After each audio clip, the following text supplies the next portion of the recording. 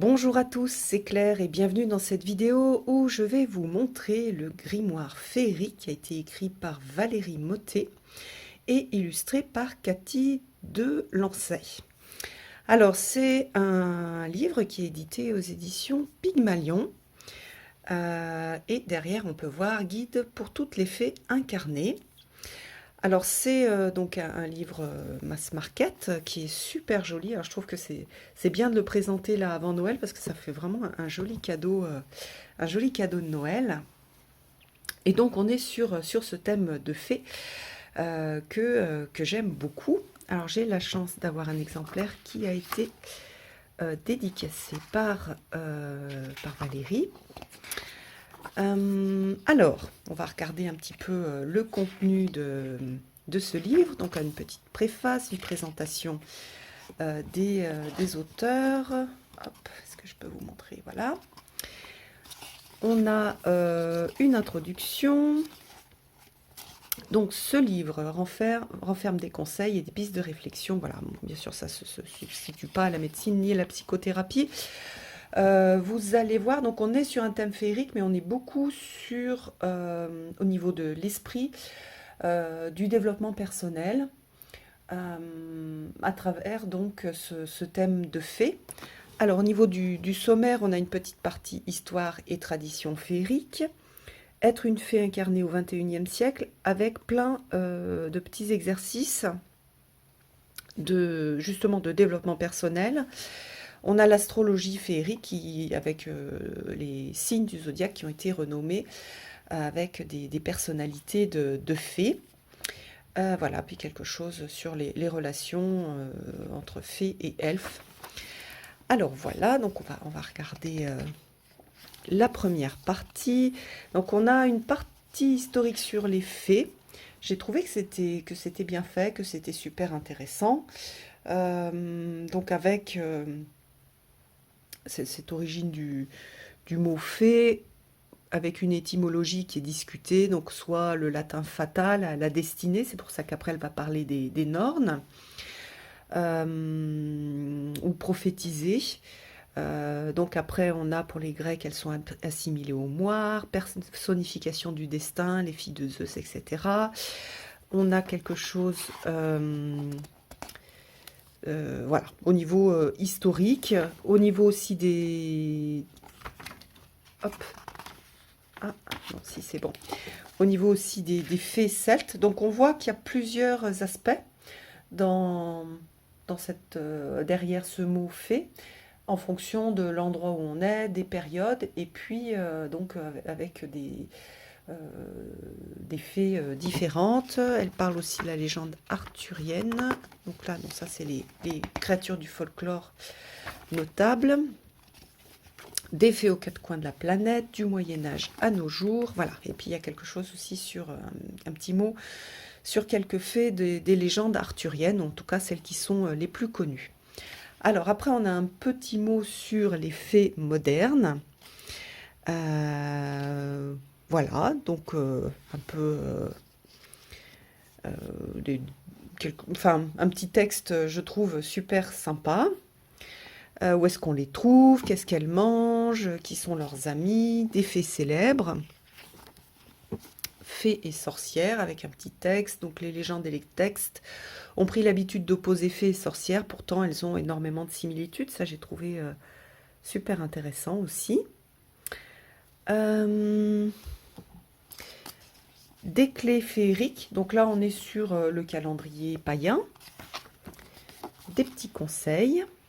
Donc, comme on va faire en fait beaucoup de travail de développement personnel, bien sûr, l'idée c'est d'être au calme, c'est de prendre du temps, du plaisir et d'aller donc à la rencontre de soi-même à travers les petits exercices qui sont proposés. J'adore les petits dessins. Et 2 mètres d'organza pour les ailes. C'est mignon. Alors donc, être une fée incarnée au XXIe siècle, donc d'abord on va travailler sur la reconnexion à la Terre. Il y a des citations qui sont bien sympas aussi. Comment reconnaître une fée? Hop, avec des exercices. Alors je vous montre un peu le type d'exercice. Donc éthérique, pour sentir la présence de ces êtres invisibles lors d'une promenade dans un jardin, un parc ou en forêt. Demandez-leur à haute voix ou intérieurement si elles acceptent de se montrer. Donc vous voyez, on a un petit exercice là.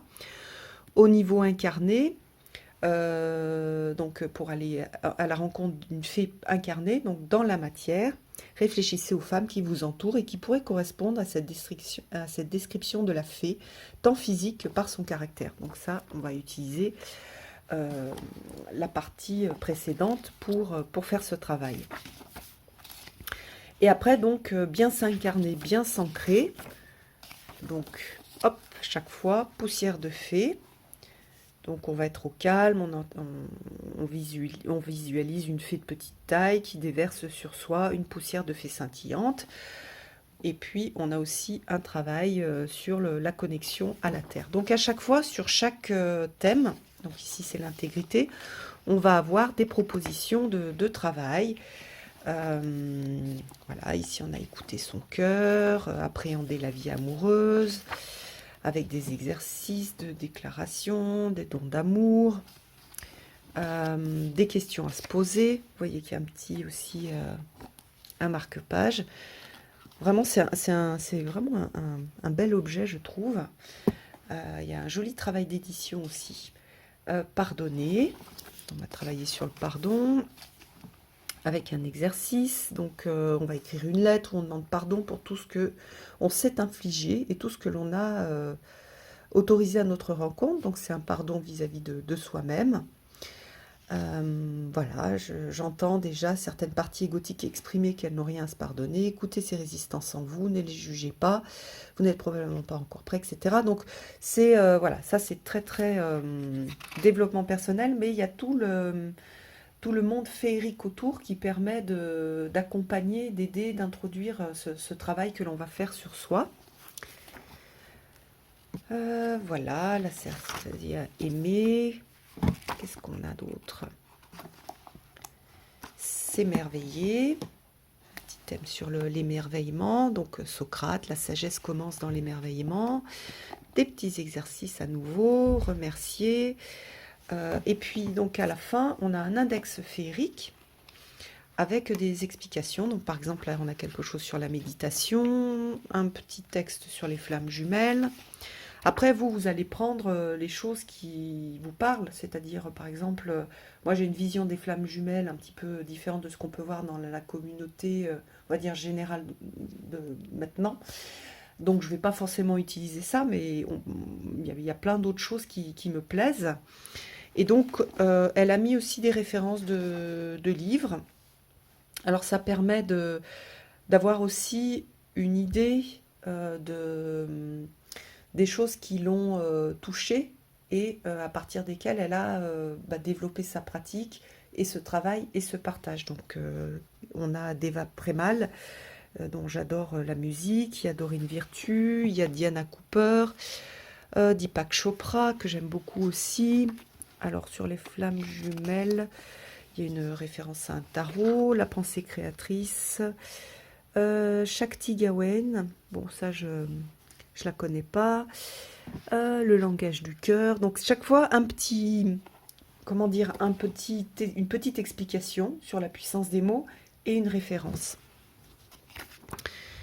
Hop, voilà, l'encens, les bougies, et puis après il y a l'astrologie féerique. Donc ça c'est, on est sur de l'astrologie avec une vous allez retrouver, hein, si vous connaissez l'astrologie, vous allez retrouver les signes, les maisons, mais avec une présentation sous forme de fée, donc c'est super mignon. Donc moi par exemple, je suis née le 12 février, donc je suis une fée extravagante, et mon compagnon est né le 26 décembre, donc lui c'est un elfe persévérant. Voilà, donc on a une correspondance sur les éléments, correspondance des planètes, à la découverte de votre personnalité féerique. Et là, donc, on va aller regarder hein, les signes.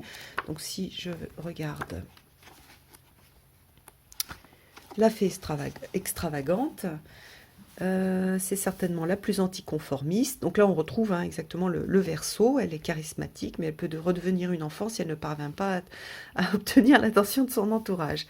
Elle est de nature généreuse et aime faire plaisir aux personnes de son cercle familial et amical. Elle est créative, moderne dans ses idées. Donc après, il y a une pierre, un cadeau, une fleur et une plante. Et puis un petit message de mon âme, donc ne laisse pas ton entêtement te guider, car tu risques de t'épuiser, sois plus ouverte aux suggestions émises par ton entourage. Donc voilà, alors après, on est sur de l'astrologie, et là c'est un petit résumé, donc c'est mignon, je trouve intéressant, mais allez voir pour voir si vous vous reconnaissez ou pas.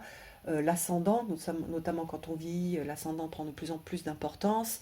Allez voir votre signe lunaire. Donc, bon, voilà. Alors, ça, c'est la partie des fées. Ici, on a les elfes. Et puis, à la fin, on a affinité entre fées et elfes. Donc, relation interpersonnelle. Voilà, alors Valérie Mottet, elle avait déjà fait d'autres choses. Petit cahier d'exercice pour éveiller sa fée intérieure chez Jouvence. Ah, d'accord, ça c'est ses sources. Donc elle cite une de ses créations, La Grande Bible des Fées que j'adore, le petite encyclopédie du merveilleux aussi des Noirs Brazais, Le vrai visage des fées. Ça c'est un... Oui, c'est aussi... Et l'astrologie pour les nuls. Ça, ce sont ses sources. Et puis après, donc, il y a un petit remerciement. Donc, en résumé, je trouve que c'est un joli livre avec des idées d'exercice, de développement personnel qui sont très sympas parce qu'ils sont présentés de façon plus ludique à travers ce monde féerique. Puis si vous touche ce monde féerique, ben, ça va vous aider en fait à vous mettre dans l'ambiance des exercices. Ça va vous aider à visualiser aussi, puis à travailler avec cette énergie féerique, sachant que aussi la présentation, les illustrations sont très très chouettes pour être dans cet esprit-là. Voilà, j'espère que je vous aurai fait un petit peu rêver, un petit peu du bien, juste feuilleter et parler de ce petit grimoire. Donc bravo à Valérie Mottet, bravo aussi pour les illustrations et le travail d'édition. C'est vraiment un très très joli grimoire et qui est voilà, très très sympa et qui peut faire un joli cadeau. Plutôt pour... alors si vous vous dites, bah tiens, j'aimerais bien l'offrir à une petite fille, c'est pas un grimoire pour une petite fille, c'est plutôt orienté vers les adultes ou les grands adolescents avec des exercices de méditation, etc., qui sont accessibles pour des grands et qui sont aussi super intéressants. Voilà, je vous embrasse tous, à bientôt.